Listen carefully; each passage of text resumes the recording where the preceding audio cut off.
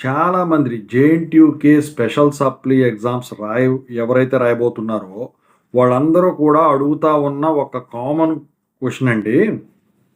Doubt.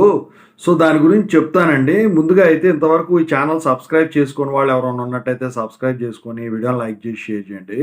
మీకు గనక నాతో మాట్లాడాలని ఉంటే కాల్ మీ ఫోర్ ద్వారా కాల్ చేయండి. తెలుగు ఇంజినీరింగ్ ఎడ్యుకేషన్ టెలిగ్రామ్ ఛానల్‌లో జాయిన్ అవ్వండి. వీడియోకి ఒక హైప్ ఇవ్వండి. ఇక టాపిక్‌లో వెళితే ఏంటంటే, చాలామంది ఫోను చేసేసి, ఎక్కువ శాతం కెరీర్ గ్యాపు, ఎడ్యుకేషన్ గ్యాప్ ఉన్నవాళ్ళు ఉంటారు. అయితే వాళ్ళందరూ కూడా పెళ్ళిళ్ళైన వాళ్ళు కూడా ఉన్నారు అందుట్లో.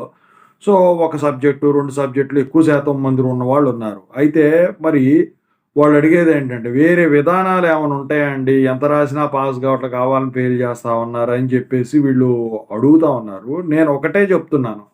వేరే విధానాలనేది ఏమీ ఉండదు. మీరు చదువుకొని రాయగలిగితే రాయటమే తప్ప, ఇంకోటేంటంటే కావాలని ఫెయిల్ చేయటం అనేది ఉండదండి. మీరు ఒకటే గుర్తుంచుకోవాలి. ఏదో రాసేసాము, రిలేటెడ్‌గా రాసేసాము అన్నట్టు లేదు ఇవాళ రోజున. మీరు గనక పక్కాగా ప్రిపేర్ అయ్యి, మొత్తం అది నేను రాయగలను అనుకుని రాస్తేనే అక్యురేట్‌గా అలా రాయగలిగితేనే మీరు ఈ ఎగ్జామ్ ఫీజు కట్టి వెళ్ళటం మంచిది. ఎందుకంటే ఇంత ఫీజు కట్టేసి ఒక్కో సబ్జెక్ట్‌కి 2000 కట్టేసి మళ్ళీ ఇక్కడ కూడా కాదు, మళ్ళీ యూనివర్సిటీకి కాకినాడ పోయి రాయాలి. అక్కడికి పోయి ఈ పేలవ మొహం వేసుకొని అక్కడ ఈ 'బాహుబలి' స్టోరీనో లేకపోతే ఇంకా వేరే స్టోరీనో రాసినట్టయితే పాస్ చేయరండి. కావాలని ఫెయిల్ చేయటం అయితే ఉండదండి.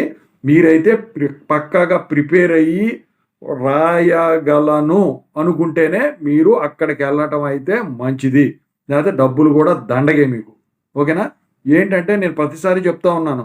ఎట్లా పడితే అట్లా రాస్తే పాస్ అవ్వరు. ఇంకా ఇంకోటేంటంటే దానికి కీ పేపర్ అనేది ఉంటుంది. మీరు ఏది పడితే అది రాస్తే అందుట్లో ఓట్స్ గనక మ్యాచ్ కాలేదనుకోండి, అక్కడ ఇచ్చేసేస్తారు. కొంతమంది ఎక్స్‌పీరియన్స్ ఉన్నవాళ్ళు ఆ కీ పేపర్‌తో చూసే పని కూడా ఉండదు. ప్రాబ్లమ్స్ లాంటివి ఆన్సర్స్ మాత్రమే చూస్తారు. ఇది చూస్తే తెలిసిపోతుంది మీకు. ఎందుకంటే యూనివర్సిటీలో ప్రొఫెసర్స్ వాళ్ళు కరెక్షన్ చేస్తారు కాబట్టి. స్పెషల్ సప్లీ అనేది. ఓకేనా? సో, అది మైండ్‌లో పెట్టుకొని ఎగ్జామ్ రాయడానికెళ్ళండి. ఎలా రాయాలి, ఏంటి, ఎలా ప్రెజెంట్ చేయాలి నేను ఒక వీడియో చేస్తాను. ఈ వీడియోనైతే షేర్ చేయండి అందరికి కూడా. ఓకేనా? Thank you so much.